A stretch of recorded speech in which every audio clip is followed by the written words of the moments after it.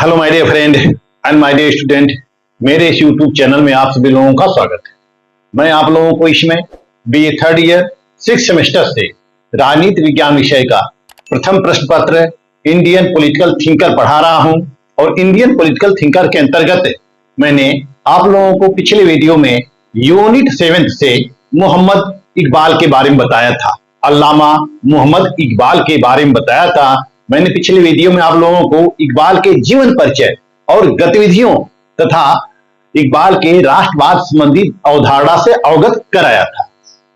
इस वीडियो के अंतर्गत मैं आप लोगों को मोहम्मद इकबाल के धर्म एवं राजनीति संबंधी विचारों को बताऊंगा कि इकबाल का धर्म और राजनीति पर क्या विचार है। तो आइए जानते हैं इकबाल ने राजनीति की किस तरह से अवधारणा प्रस्तुत की है। जैसा कि हम देखते हैं या हम पढ़ते हैं कि वेस्टर्न पॉलिटिकल थिंकर के अंतर्गत विभिन्न विचारक ऐसे हैं जिन्होंने धर्म पृथक राजनीति का वर्णन किया है, विश्लेषण किया है, उन्होंने समर्थन किया है और उन्होंने समर्थन किया है कि राजनीति धर्मनिरपेक्ष होना चाहिए। जैसे कि पाश्चात्य चिंतन जो है, पाश्चात्य चिंतन के अंतर्गत विभिन्न विचारकों के द्वारा राजनीति को धर्म से अलग रखा गया है। और इस संबंध में पहले विद्वान हैं मैकियावेली। मैकियावेली इस संबंध में पहले विद्वान हैं। मैकियावेली ऐसा प्रथम विचारक था जिसने धर्म को राजनीति से अलग किया या राजनीति को धर्म से अलग किया, यानी कि धर्म और नैतिकता को राजनीति से बिल्कुल अलग किया। मैकियावेली का कहना है कि राजनीति में धर्म और नैतिकता का कोई स्थान नहीं है। धर्म का कोई स्थान राजनीति में है ही नहीं। धर्म अलग है, धर्म व्यक्ति का व्यक्तिगत विषय है और राजनीति में धर्म को समाहित नहीं किया जाना चाहिए। सार्वजनिक कार्यों में या राजनीतिक कार्यों में धर्म का कोई स्थान नहीं होना चाहिए। तो इस तरह से मैकियावेली धर्म को राजनीति से पृथक करता है। और पाश्चात्य विचारकों में कई ऐसे विचारक हैं जिन्होंने धर्मनिरपेक्ष शासन व्यवस्था का समर्थन किया है। धर्मनिरपेक्ष शासन व्यवस्था का समर्थन किया है। उनका ये कहना है कि राजनीति धर्मनिरपेक्ष होना चाहिए और धर्म जो है व्यक्तियों के ऊपर छोड़ देना चाहिए। हर व्यक्ति को धार्मिक स्वतंत्रता प्रदान की जानी चाहिए। धर्म, विश्वास, पूजा पाठ, उपासना की स्वतंत्रता प्रत्येक व्यक्ति को दी जानी चाहिए। जिसमें कि जॉन लॉक भी हैं। लॉक भी धार्मिक सहिष्णुता का प्रतिपादन करते हैं। बोधा हैं, धार्मिक सहिष्णुता का प्रतिपादन करते हैं कि शासन व्यवस्था धर्मनिरपेक्ष होना चाहिए। हमें अपने धर्म के अनुसार शासन व्यवस्था नहीं संचालित करना चाहिए, क्योंकि समाज में विभिन्न धर्म के लोग रहते हैं, विभिन्न पंथों के लोग रहते हैं और सबके उपासना की पद्धति अलग होती है। इसलिए जो राज सत्ता में रहने वाले लोग हैं वह अपने धर्म को जबरदस्ती किसी के ऊपर थोप नहीं सकते हैं। यानी कि राजनीति से धर्म को पृथक होना चाहिए। धर्मनिरपेक्ष राजनीति का समर्थन किया है। और मैकियावेली ने धर्म और नैतिकता और राजनीति के बीच एक दीवार खड़ी कर दी है। और इसीलिए मोहम्मद इकबाल मैकियावेली को शैतान का संदेशवाहक कहते हैं। इस तरह से इकबाल धर्मनिरपेक्ष राजनीति की आलोचना करते हैं और राजनीति में धर्म को समाहित करते हैं। इकबाल का कहना है कि राजनीति में धर्म समाविष्ट किया जाना चाहिए, क्योंकि इकबाल कहते हैं कि जिस धर्म केवल व्यक्ति का व्यक्तिगत विषय नहीं है, यह धर्म व्यक्ति का व्यक्तिगत विषय नहीं है, बल्कि यह सार्वजनिक मामलों तक भी समाहित है और सारे राज्य कार्य धर्म के अनुसार ही संचालित होना चाहिए। क्योंकि धर्म जो है वह व्यक्तित्व का विकास करता है। धर्म व्यक्ति का विकास करता है और व्यक्ति का विकास तभी संभव है जब इस धर्म को हम सार्वजनिक कार्यों में प्रयुक्त करें। यानी कि सार्वजनिक कार्यों में भी हम धार्मिक आधार पर नीतियां बनाएं, कानून बनाएं और धार्मिक आधार पर उस सामाजिक व्यवस्था का निर्माण करें। उस सामाजिक व्यवस्था का निर्माण हम किस आधार पर करें? धार्मिक आधार पर करें। इस तरह से जो धर्म का विषय है वह व्यापक है। धर्म का विषय क्या है? व्यापक है। यह समाज में समाहित है, देश में समाहित है, राज्य में समाहित है। तो इस तरह से मोहम्मद इकबाल एक इस्लामिक राज्य की स्थापना करना चाहते थे। इस्लामिक कम्युनिटी की स्थापना करना चाहते थे कि वह पूरा राज्य इस्लामिक धर्म ग्रंथों के अनुसार ही संचालित हो। जैसा कि विभिन्न शासन काल में इस्लामिक कानूनों के अनुसार ही शासन किया जाता था। जैसे कि औरंगजेब की शासन व्यवस्था को ले लें, या फिर हम विभिन्न विचारक हैं, फजल अली के विचार को ले लें, इत्यादि विभिन्न विचारक हैं इतिहास में, जिन्होंने इस्लामिक गणतंत्र का समर्थन किया है और इस्लामिक कानूनों का समर्थन किया है, शरीयत कानूनों का समर्थन किया है। उनका कहना है कि शासन शरीयत कानूनों के अनुसार होना चाहिए। इसी तरह से मोहम्मद इकबाल भी कहते हैं कि शासन शरीयत कानूनों के अनुसार ही होना चाहिए। इकबाल कहते हैं कि जो लोकतंत्री स्वरूप है यह इस्लामिक राज्य के लिए सबसे अच्छा है। लोकतंत्री स्वरूप है यह इस्लामिक राज्य के लिए सबसे अच्छा है और इस्लामिक सिद्धांतों को इस लोकतंत्र में लागू किया जा सकता है। इस्लामिक सिद्धांतों को इस लोकतंत्र में लागू किया जा सकता है। इकबाल का कहना है कि जो शासन संचालित होना चाहिए वह कुरान के अनुसार होना चाहिए। किसके अनुसार होना चाहिए? कुरान के अनुसार होना चाहिए। कुरान और शरीयत के अनुसार होना चाहिए। जो शरीयत के कानून है उस शरीयत के कानूनों के अनुसार होना चाहिए। शासन व्यवस्था कुरान के अनुसार होना चाहिए, शरीयत के अनुसार होना चाहिए। और जो इजमा है, इजमा यानी कि विधानसभा, इजमा एक परिषद होती है, उसको हम विधानसभा का रूप दे सकते हैं। विधानसभा का रूप दे सकते हैं। वह कहते हैं कि और इजमा यह लोगों की परिषद होती है, विद्वानों की परिषद होती है। या शासन में एक तरह से हम इसको ले सकते हैं कि मंत्रियों की परिषद ले सकते हैं। विधायिका टाइप की एक छोटी सी निकाय होती है इजमा। वह कहते हैं कि इजमा को कुरान और शरीयत के नियमों के अनुसार ही कानून बनाना चाहिए। जो कानून बनाए, इजमा विधान पालिका जो कानून बनाए वो शरीयत के अकॉर्डिंग कानून बनाए, शरीयत के विपरीत कानून न बनाए। और वह बहुमत से पारित करे, सामान्य सहमति हो, आम सहमति हो, उस कानूनों पर आम सहमति हो, आम सहमति के पश्चात ही कानून पारित किए जाने चाहिए। इस तरह से जब आम सहमत पर कानून पारित किए जाएंगे तो ये कानून सर्वमान्य हो जाएंगे और इस कानून को सामाजिक और राजनीतिक जीवन में लागू किया जाना चाहिए। तो इकबाल एक ऐसे इस्लामिक राज्य की स्थापना की है जहां राज सत्ता को नियंत्रित करने वाले उलेमा न हो, यानी कि मौलाना न हो। मौलानाओं के द्वारा या उलेमाओं के द्वारा राज सत्ता का नियंत्रण न किया जाए, बल्कि राज सत्ता पर नियंत्रित करने वाले आम लोग हों, जो कानून के जानकार हों, जो शरीयत के जानकार हों, जो कुरान के जानकार हों, जो धर्म ग्रंथों के जानकार हों। यानी कि आम नागरिकों के द्वारा राज सत्ता पर नियंत्रण किया जाना चाहिए। आम नागरिकों के द्वारा राज सत्ता पर नियंत्रण स्थापित किया जाना चाहिए। और यह जो आम नागरिक हों यह कुरान और शरीयत के जानकार हों, यानी कि कानूनों के जानकार हों। इन्हीं के द्वारा राजा के ऊपर नियंत्रण स्थापित किया जाना चाहिए। केवल मौलानाओं और उलेमाओं के द्वारा राजा पर या राज सत्ता पर नियंत्रण स्थापित नहीं किया जाना चाहिए। इस तरह से इकबाल मौलानाओं द्वारा राजनीति पर नियंत्रण को अधिक खतरनाक मानते हैं। राजनीति पर अत्यधिक नियंत्रण को खतरनाक मानते हैं और गणतंत्रीय रूप के समर्थक हैं। यह कहते हैं कि जो शासन का स्वरूप हो गणतंत्रीय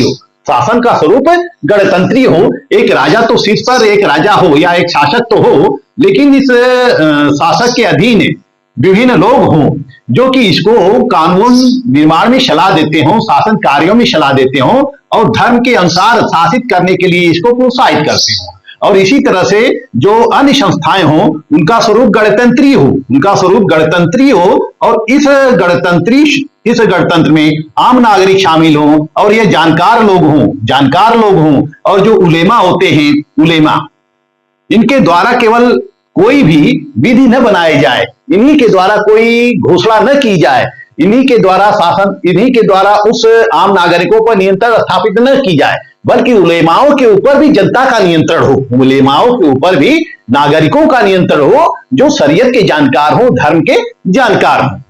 तो इस तरह से मोहम्मद इकबाल मुस्लिम जगत के ईश्वरीय कानून शरीयत में विश्वास रखते हुए उन्होंने एक इस्लामिक राज्य की स्थापना का सुझाव दिया है। परंतु साथ साथ उन्होंने यह भी कहा है कि समय और परिस्थितियों के अनुसार कानूनों में भी बदलाव करना चाहिए। क्योंकि ये शरीयत उस समय के बने होंगे जिस समय की परिस्थितियां कुछ और रही होंगी, लेकिन वर्तमान में परिस्थितियां कुछ और हैं। तो वर्तमान परिस्थितियों को आधार मानकर हमें नए नए कानूनों का निर्माण करना चाहिए। तो इस तरह से मोहम्मद इकबाल शरीयत के अनुसार कानून या न्याय की नई व्याख्याओं का भी समर्थन करते हैं। इकबाल का मानना है कि जो सरकार है वह धर्म पर आधारित होनी चाहिए। सरकार धर्म पर आधारित होना चाहिए, क्योंकि धर्म बहुत बड़ी चीज है। वो कहते हैं कि सरकार धर्म पर आधारित होनी चाहिए क्योंकि धर्म बहुत बड़ी चीज है, क्योंकि धर्मनिरपेक्ष राज्य में सामाजिक, राजनीतिक, आर्थिक समस्याओं का समाधान नहीं किया जा सकता है। जिस देश में धर्मनिरपेक्ष राजनीति होती है वहां पे सामाजिक, आर्थिक, राजनीतिक समस्याओं का समाधान हम नहीं कर सकते हैं। तो इस तरह से इकबाल राजनीतिक शक्ति की एक धर्मतंत्री संकल्पना विकसित की है। धर्मतंत्री संकल्पना यानी थियोक्रेटिक कॉन्सेप्ट इन्होंने विकसित किया है। थियोक्रेटिक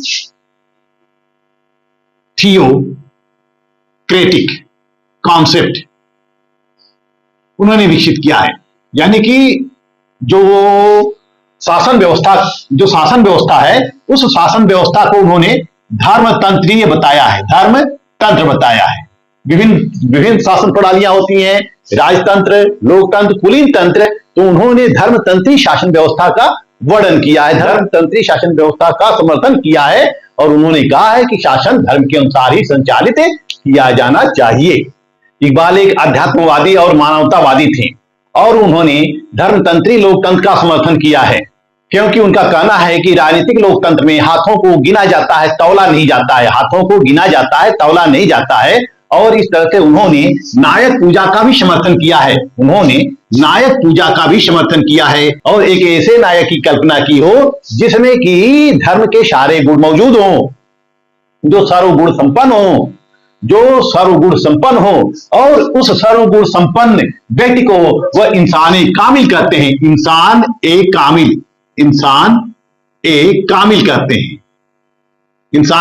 कहते हैं और इनका कहना है कि सभी व्यक्तियों को, सभी नागरिकों को इंसान कामिल के प्रति समर्पित हो जाना चाहिए और वह ऐसा व्यक्ति है जो सर्वगुण संपन्न है, सबको सामंजस्यपूर्वक रख सकता है, धर्म के अनुसार शासन कर सकता है, शरीयत के अनुसार शासन कर सकता है। उसके समाज में कोई भी दुखी नहीं होगा, किसी प्रकार की जाति पात की भावना नहीं होगी, वर्ग भेद की भावना नहीं होगी, अमीर गरीब की भावना नहीं होगी। शरीयत के कानून का जब पालन किया जाएगा तब सभी लोग सुखी होंगे।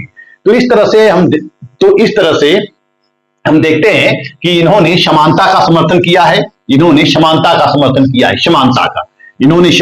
समर्थन किया है, परंतु स्त्री पुरुष की समानता का समर्थन नहीं किया है। स्त्रियों के बारे में इन्होंने कोई राय नहीं दिया है, स्त्रियों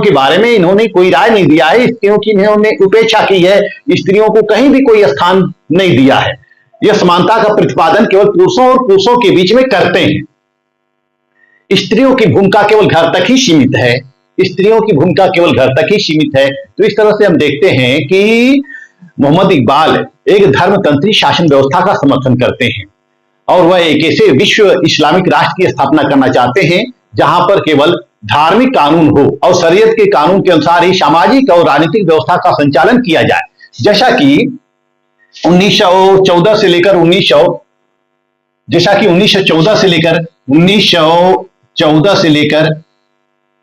1918 तक प्रथम विश्व युद्ध छिड़ता है और टर्की में सरकार होती है खलीफा की सरकार होती है। टर्की के सुल्तान को या टर्की के खलीफा को विश्व के सारे मुसलमान अपना धर्मगुरु मानते थे।